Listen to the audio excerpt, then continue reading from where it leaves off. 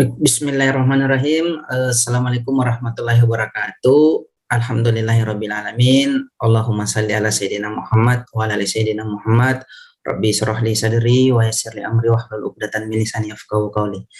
Yang terhormat, yang kami hormati, yang kami cintai dan sayangi, Ayahanda Dekan FKG UMI, Ayahanda Profesor Dr. Gigi Haji Muhammad Dharma Utama, SP Pros Konsulan PhD, dan seluruh segenap sivitas Fakultas Kedokteran Gigi Universitas Muslim Indonesia yang insya Allah dimuliakan, diberkahi, dirahmati oleh Allah Subhanahu wa Ta'ala. Juga kepada mahasiswa FKG UMI Angkatan 2021 bersama seluruh para orang tua mahasiswa yang saya hormati. Izinkan saya membawakan materi pada acara Stadium General dan ramah tamah bersama orang tua mahasiswa FKG UMI Angkatan 2021. Saya diberikan tema tentang menguatkan mahasiswa menjadi dokter gigi Islami yang adaptif dan inovatif di masa pandemi. Jadi saya bernostalgia sedikit jauh sebelum pandemi yang terjadi di FKG UMI.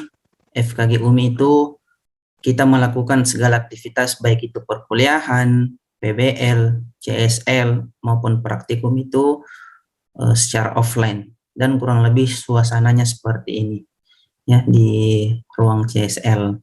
Dan kalau kita lihat gambar yang sebelah kanan saya, ini merupakan bangunan kampus 1 yang kondisinya pada saat itu belum sebaik sekarang. Seperti itu. Jadi kita mengumpul di depan ruangan. Jadi ini dokumentasi pada saat kegiatan CSL berlangsung. Nah, sedangkan FKG UMI di masa pandemi, ya semua dilakukan secara virtual atau daring, ya baik itu praktikum, CSL maupun kegiatan PBL dan perkuliahan. Nah, jadi full secara daring.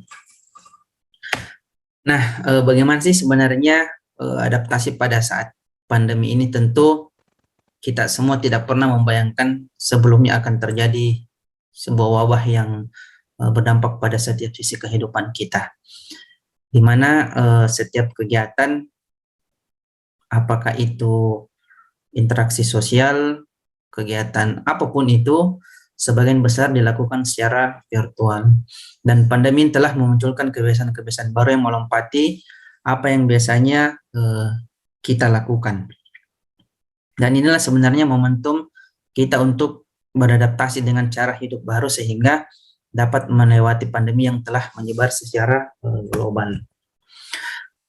Nah, tentu 1 tahun pandemi berjalan, kita telah melakukan perubahan perilaku tentunya, baik itu menegakkan prokes, misalnya memakai masker, menjaga jarak, mengurangi kontak atau social distancing dan lain-lain.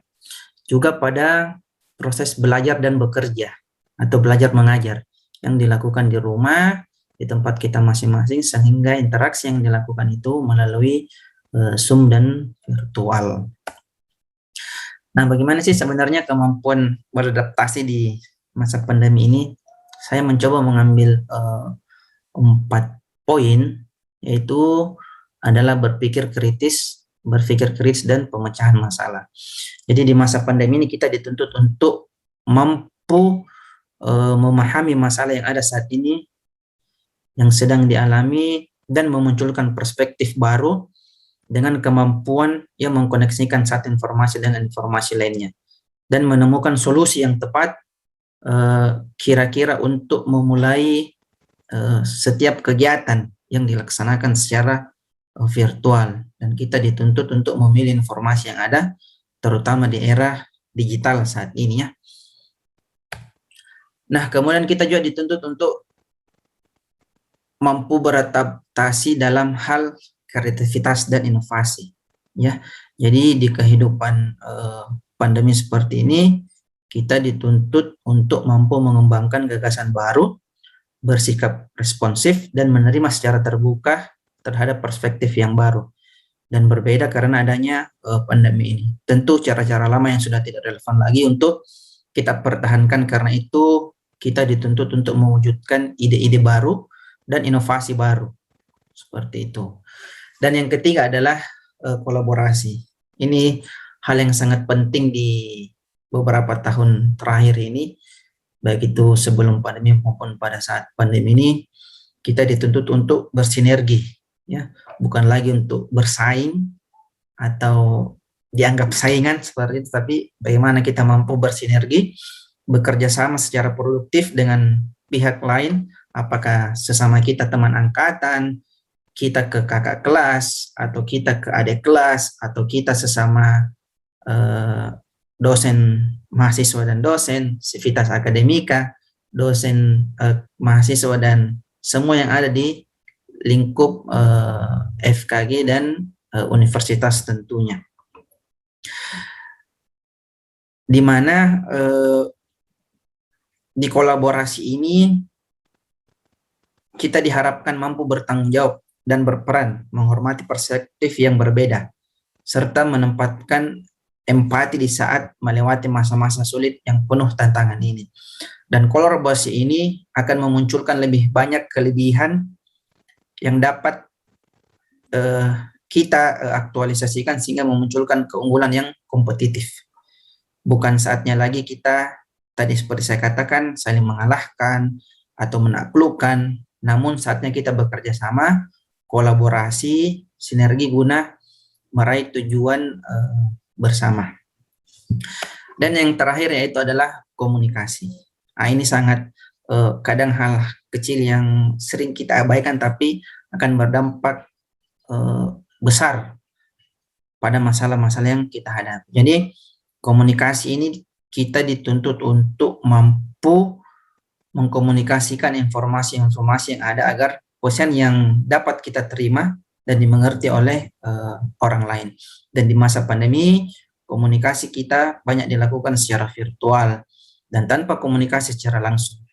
Kita tentu tidak mampu memahami secara jelas bahasa tubuh dari masing-masing pihak, tetapi kita tentu juga harus menunjukkan empati dalam berkomunikasi.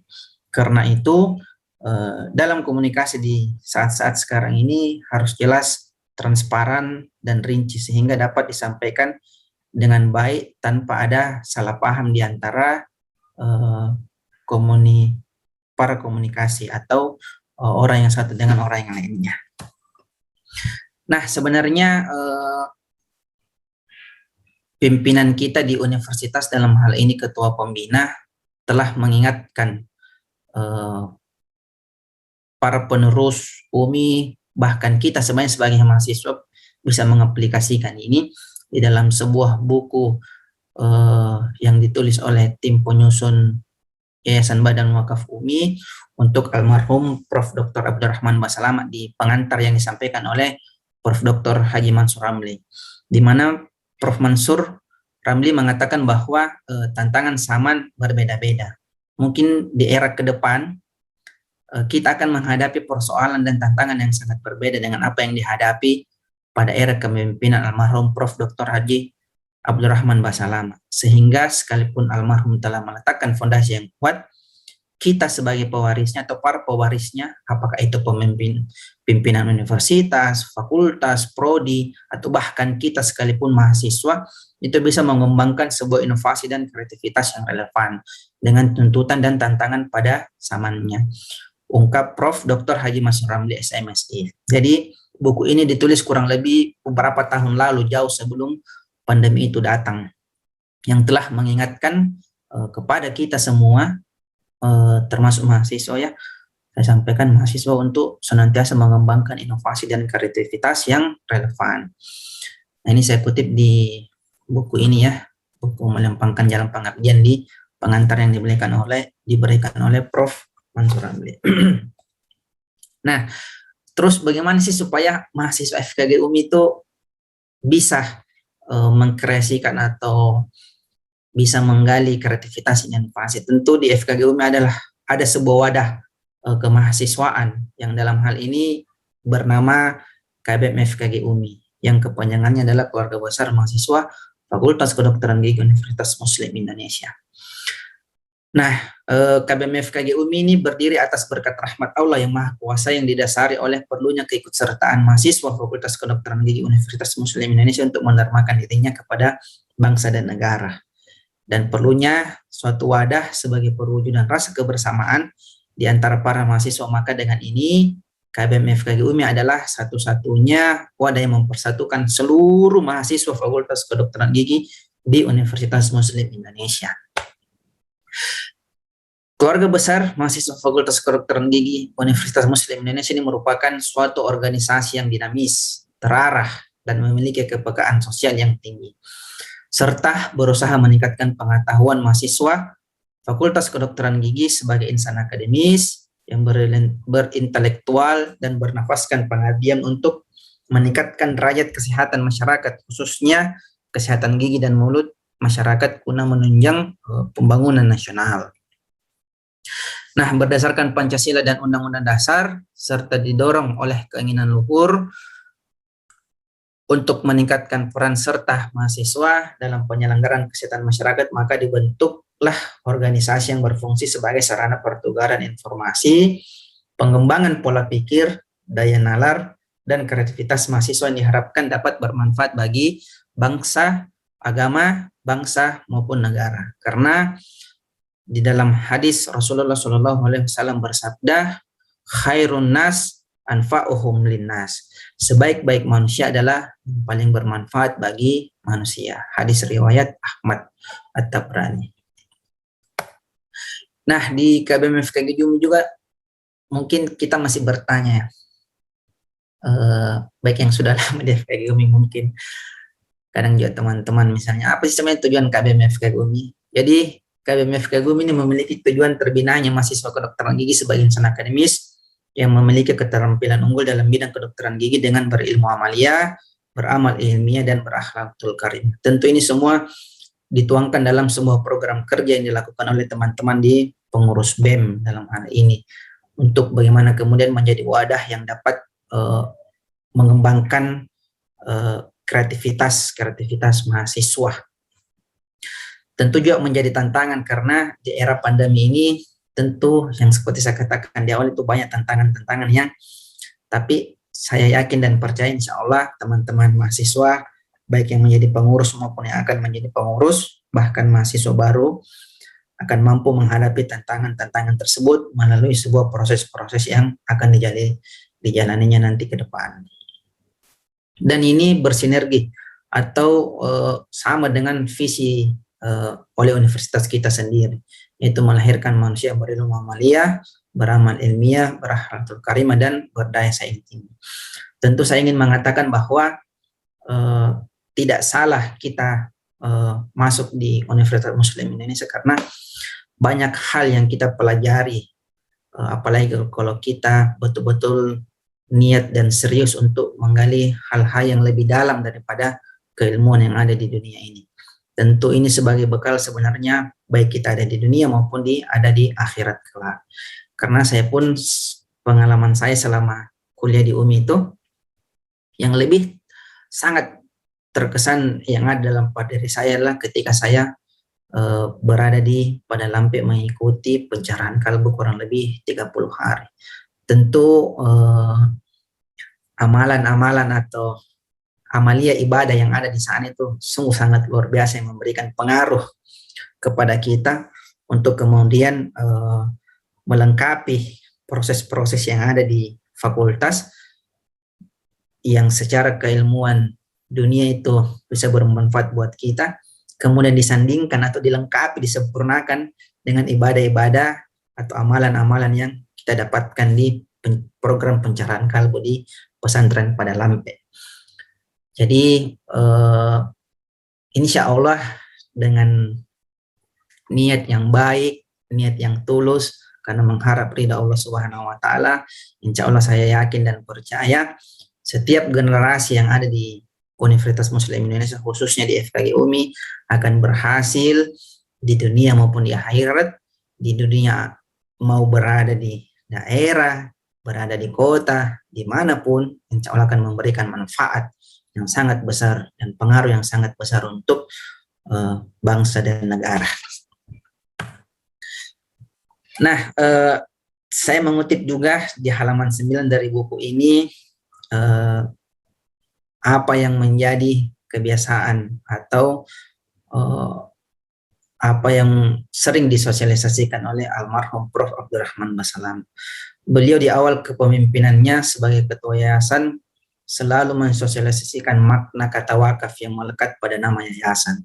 Ya, jadi kalau kita membaca sejarahnya, Yayasan Wakaf Umi ini sering mengalami perubahan penamaan, tapi kata wakaf itu tidak pernah hilang di dalam nama tersebut. Dan wakaf ini bermakna bahwa segala sesuatu yang menjadi milik wakaf yang merupakan hak Allah dan Rasulnya. Sehingga semua orang yang berpartisipasi, saya garis bawahi dan saya ulangi, setiap dan semua orang yang berpartisipasi, baik secara moral, material, waktu dan pikiran, pada hakikatnya memperhadapkan diri kepada Allah sesuai dengan aturan-aturan ditetapkan Allah dan Rasulnya. Jadi setiap orang, semua sivitas akademika, universitas, fakultas, staf karyawan, dosen, mahasiswa, bahkan orang tua sekalipun, setiap, ya kadang ini karena ini menjadi beban tersendiri kepada orang tua ketika membayar BPP atau SPP. Jadi ini bisa menjadi renungan sebenarnya, renungan buat kita semua, baik itu sebagai mahasiswa maupun orang tua, ketika kita memenuhi kewajiban kita sebagai mahasiswa dengan niat bahwa apa yang saya niatkan, saya bayarkan SPP atau BPP anak-anak ini, itu karena sebagai bentuk ibadah anak saya dititipkan di Universitas Muslim Indonesia. Dan semoga Allah membalas segala apa yang telah diniatkan oleh kita semua, yang kita telah berpartisipasi secara moral, material, waktu, dan pikiran. Karena untuk memperhadapkan kepada Allah dan Rasulnya.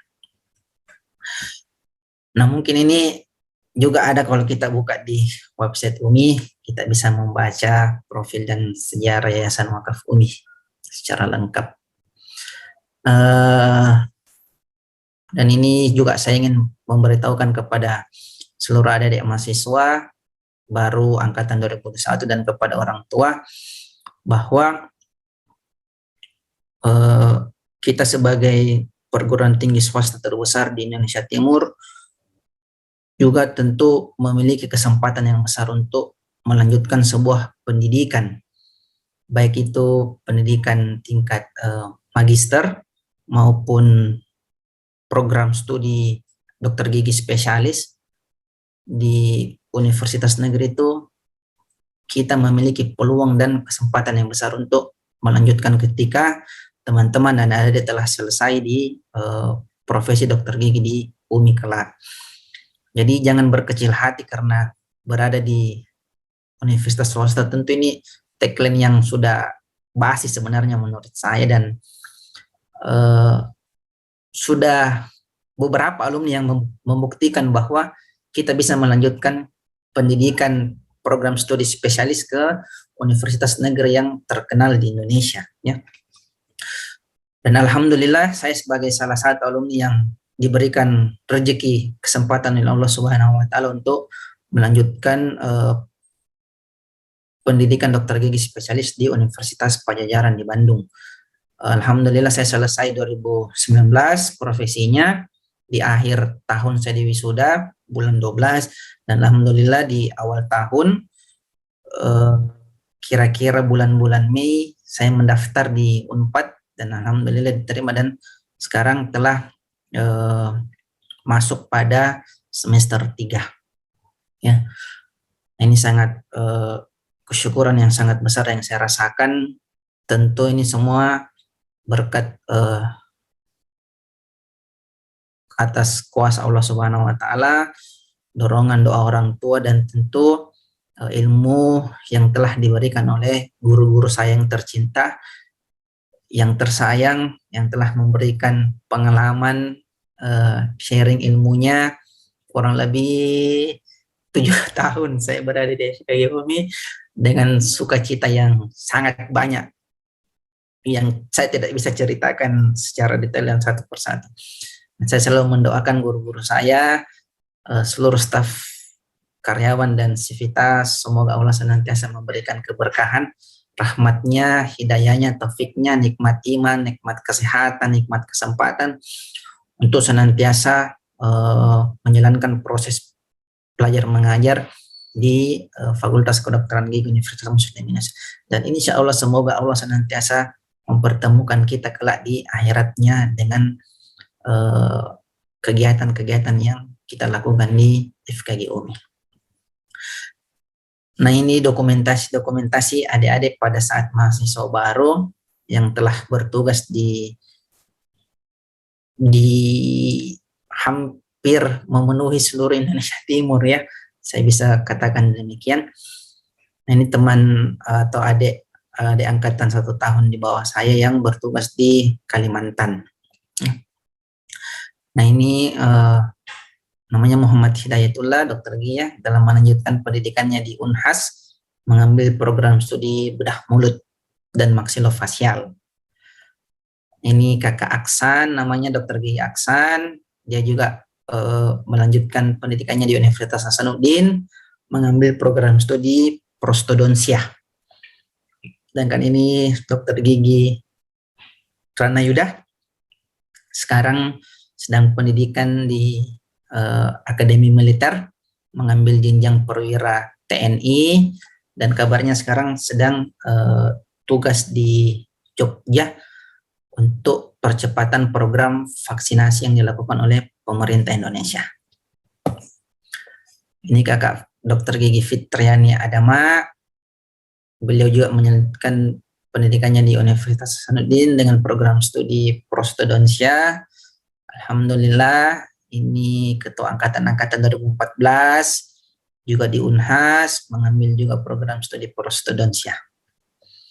Ini Dr. Eka Widya Citra, seorang perempuan ya, yang mengambil ilmu bedah mulut, sangat luar biasa ya. Jadi jangan merasa bahwa perempuan itu tidak bisa mengambil sebuah program studi yang sangat luar biasa menurut saya. Semoga ini bisa menjadi contoh dan motivasi buat adik-adik angkatan 2021. Ini kakak Tira atau Dr. Gigi Tira Nur Faisah. Beliau mengambil program studi Dr. Gigi prostodonsia di Universitas Hasanuddin. Dan yang terakhir adalah Dr. Gigi Fatimah Fosiba Salamah yang mengambil program studi ilmu penyakit mulut di Universitas Airlangga Surabaya. Ya. Nah, kesimpulan yang bisa saya sampaikan yang pertama adalah saatnya kita beradaptasi dan tidak menyalahkan keadaan yang sedang kita alami. Dan yang kedua, senantiasa menumbuhkan rasa kepedulian, kesadaran untuk mengambil peran masing-masing dan aktualisasikan dengan aksi yang nyata. Terus berinovasi, berkreasi, jaga silaturahmi, mau secara luring maupun daring, bangun kolaborasi, perketat koordinasi dan komunikasikan segala sesuatu dengan sebaik-baiknya. Dan yang terakhir adalah niatkan segala sesuatu karena mengharap ridho dan berkah Allah Subhanahu wa Ta'ala. Ilahi anta maksudi, ya Allah, engkaulah yang kami tuju, engkaulah yang kami maksud. Warido kamat lebih dan ridho mulai yang kami harapkan. Ya ilahi, ya Allah, anta maksudi, ridho mula, engkaulah yang kami tuju, engkaulah yang kami maksud. Warido kamat lebih dan ridho mulai yang kami harapkan. Semoga Allah Subhanahu wa Ta'ala senantiasa memberikan kesehatan kepada kita semua, memberikan keberkahan, menjadikan umur kita umur yang bermanfaat, berberkah, dan diridhoi oleh Allah Subhanahu wa Ta'ala. Mungkin sekian yang bisa saya sampaikan, kurang lebihnya mohon dimaafkan. Sekali lagi terima kasih banyak kepada guru-guru saya, orang tua saya, atas kesempatan yang diberikan kepada saya untuk menyampaikan pengalaman yang telah saya dapatkan yang sementara saya jalani. Semoga memberikan manfaat buat kita semua, khususnya kepada adik-adik mahasiswa angkatan 2021. Selamat datang, ahlan wa sahlan, selamat bergabung. Lahirlah menjadi manusia berilmu amalia, beramal ilmiah, dan berakhlakul karimah. Sekian dan terima kasih. Billahi taufik wal hidayah. Wassalamualaikum warahmatullahi wabarakatuh.